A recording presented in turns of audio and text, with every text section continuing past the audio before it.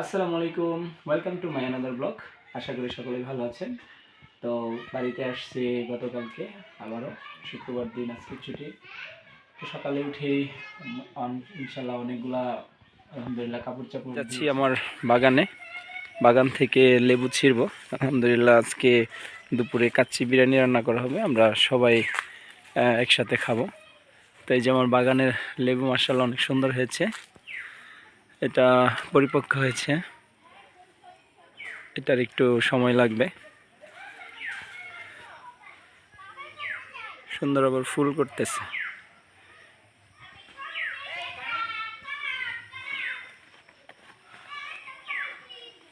এই জায়গায় দুইটা আছে দেখা যায়। আলহামদুলিল্লাহ আমার আমের গাছের মুকুল করতেছে, 12 মাসে আম চারা, এটা কাটিমন। আমের গাছে দেখা যায় মুকুল করতেছে, মুকুল বেরিয়েছে।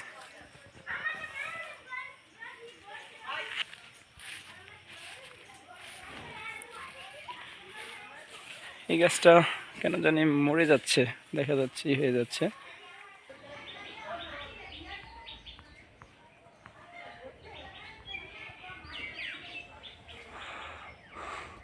কলার ছড়াটা দেখতে মাশাআল্লাহ অনেক সুন্দর লাগছে, একের পর এক ছাতার মতো দেখে বের হচ্ছে।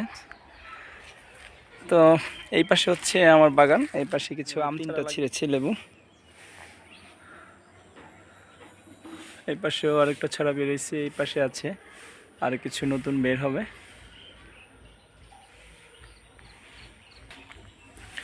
গাছে এখনো একটা, আর ওই পাশে একটা, দুইটা জাম্বুরা আছে। আলহামদুলিল্লাহ বাড়িতে এসে সকালে অনেকগুলো কাপড় ধুয়েছি, সেগুলো পরিষ্কার করে রোদে শুকাইতে দিয়েছি। আরও কিছু কাপড় ভিজিয়ে রাখছি, এগুলো ধুয়ে একবার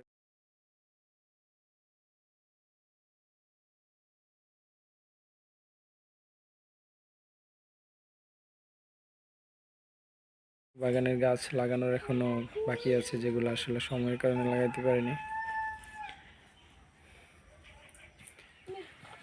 কি এটা?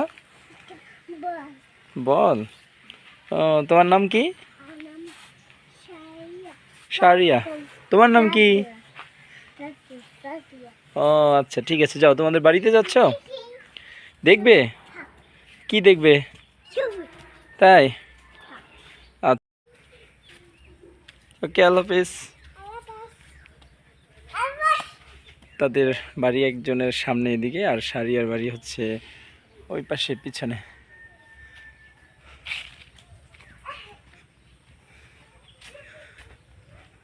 সেই গ্রামের মসজিদ বাড়ির খুব নিকটে।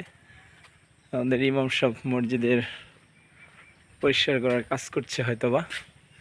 ব্যস্ততার কারণে আসলে অনেক দিন যাবতীয় পারছি না সময় দিতে। আসসালামু আলাইকুম, ইমাম সাহেব ভালো আছেন? এটা হচ্ছে আমাদের গ্রামের মসজিদ। মসজিদটা মাশাআল্লাহ আমরা অনেক চেষ্টা করতেছি সুন্দর করার জন্য।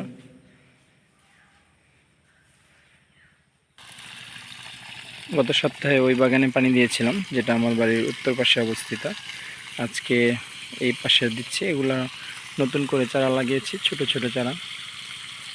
সামনের বছর ইনশাল্লাহ এটা থেকে ফলন আসবে, ফসল।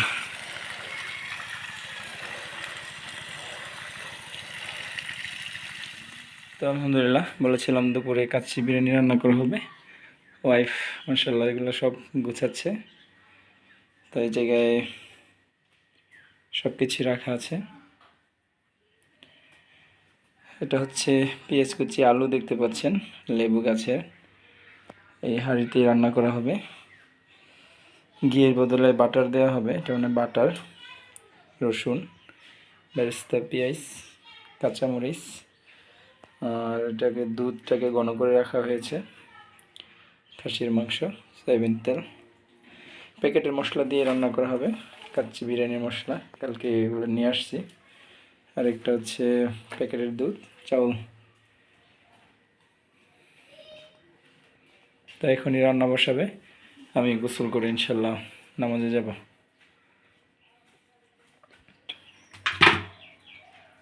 তো প্রথমে মাংসগুলো রাখা হচ্ছে, গোস্তগুলো। এটা আসলে যখন কাটা হয়েছিল তখনই ছোট ছোট পিস করে ফেলছিল, যার কারণে পিসের পরিমাণটা একটু ছোট হয়ে গেছে, সাইজটা একটু ছোট।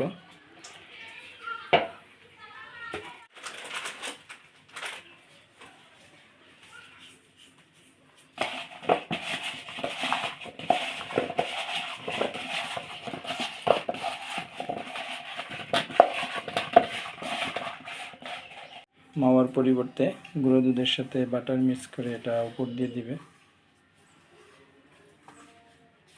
কাচ্চি বিরিয়ানি রান্না দেখতে পাখিও একটা চলে আসছে। যাবতীয় মশলা দেওয়া হয়েছে, দই, রসুন, মশলা, গরম মশলা সবই দিয়ে এখন মাংসটাকে মাখিয়ে নেওয়া হচ্ছে। সুন্দর একটা ফ্লেভার বের হয়েছে।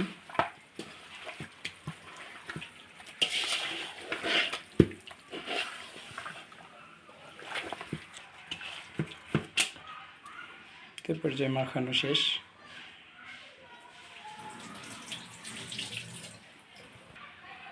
সাথে আলুগুলো মিক্সড করে দেওয়া হবে।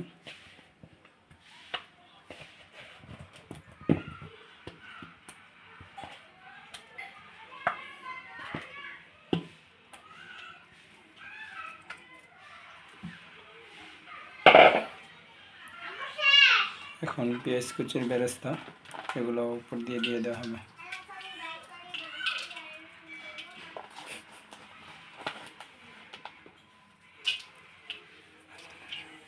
শেষ।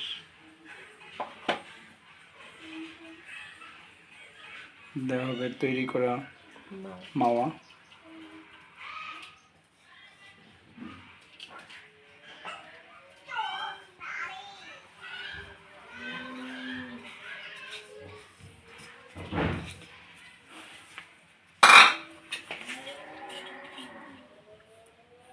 আর বাটার দেওয়া হচ্ছে, বাটার।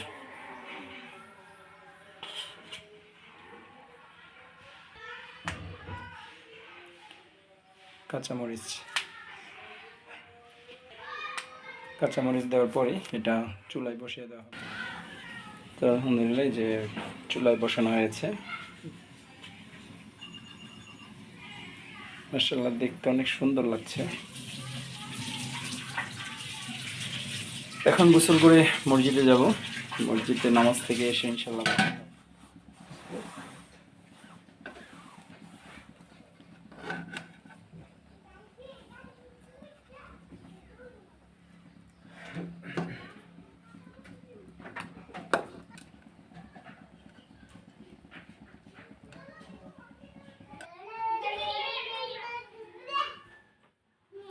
কাচ্চি থেকে গরম গরম ধোঁয়া বেরোচ্ছে। আলহামদুলিল্লাহ কাচ্চি রান্না হয়ে গেছে।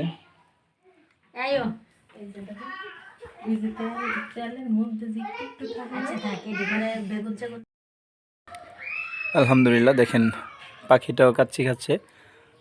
কাচ্চি রান্নার আগে সে রান্নাঘরের আশেপাশে ঘুরতেছিল, তখন ভিডিও দেখাইছি। এখন ওই যে ডাক দিয়ে পাখিকে দেওয়ার পরে সেও খাচ্ছে। আলহামদুলিল্লাহ এবার কাচ্চি খেয়ে রিভিউ দেওয়ার পালা।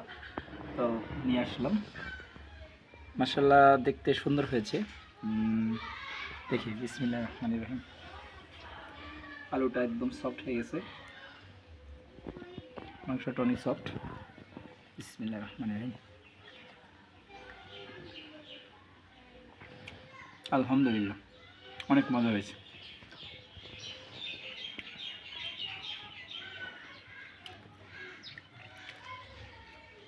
মাশাআল্লাহ দেখেন মাংসটাও একদম চমৎকার হয়েছে,